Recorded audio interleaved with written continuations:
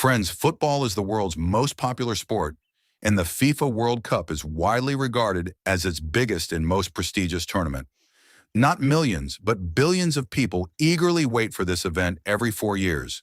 But imagine waking up one day to headlines claiming that private investors could receive a stake in the commercial profits generated by the World Cup. What kind of reaction would that create? That is exactly the question that sparked worldwide debate when reports emerged suggesting that FIFA was considering a plan to establish a new commercial company linked to the FIFA World Cup, allowing private investors to own a share of it. The news triggered intense discussion across the football world, and within just a few days, the situation escalated to the point where FIFA reportedly decided to withdraw the proposal. According to media reports, the proposed project was valued at approximately 20 billion US dollars. The idea was to place certain commercial rights and business operations related to the FIFA World Cup under a newly created company in order to attract outside investment and generate additional long-term revenue. FIFA's position was that this approach could strengthen the organization's financial future, create new opportunities, and provide greater resources for the development of football around the world. However, as soon as the proposal became public, major football organizations began expressing serious concerns. UEFA stated that the FIFA World Cup is far more than a commercial asset. It is a shared global sporting heritage, and turning it into an investment opportunity for private investors would be inappropriate. UEFA argued that some things simply should not be treated as products for investment, and the World Cup is one of them. Soon afterward, CONCACAF also voiced its opposition.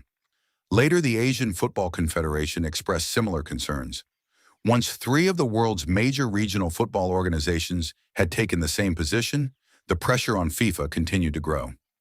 During the controversy, several media reports also suggested that a company associated with the Kushner family was among the potential investors being discussed.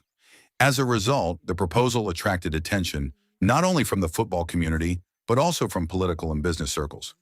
Although different reports presented different details, the central question remained the same. Should the world's biggest football tournament be connected to private investment? Within days, the criticism became so intense that FIFA President Gianni Infantino released an official statement. He said that after listening to the views of all relevant stakeholders, it had become clear that the proposal had created unnecessary division within football. According to him, FIFA's mission has always been to unite the game, and for that reason, the proposal would not move forward. After that statement, it became clear that FIFA had decided to withdraw the plan.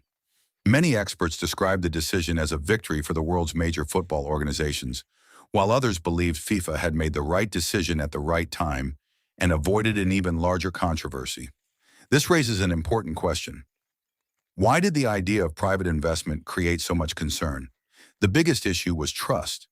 Critics argued that if private investors contributed billions of dollars, they would naturally expect financial returns.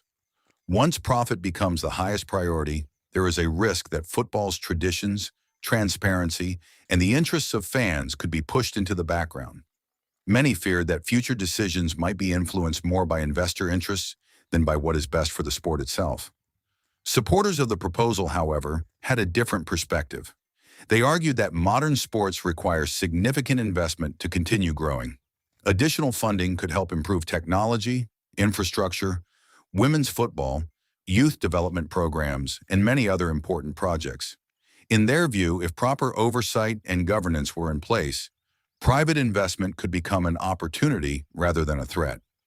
Still, the reality is that the FIFA World Cup is much more than a football tournament. It represents history, tradition, emotion, and the dreams of billions of fans around the globe.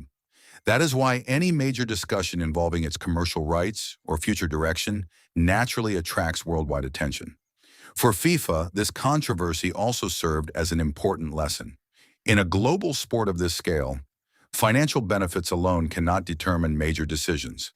The opinions of regional confederations, national football associations, and supporters around the world are equally important. Without broad agreement, decisions of this magnitude can create unnecessary division within the football community. Now that the proposal has reportedly been withdrawn, many believe FIFA will be far more cautious before introducing similar commercial initiatives in the future. Extensive consultation with all stakeholders is likely to become an essential part of any major decision-making process. This entire story also reminds us that sport is about much more than business. It is about passion, history, tradition, unity, and the emotional connection shared by billions of people worldwide.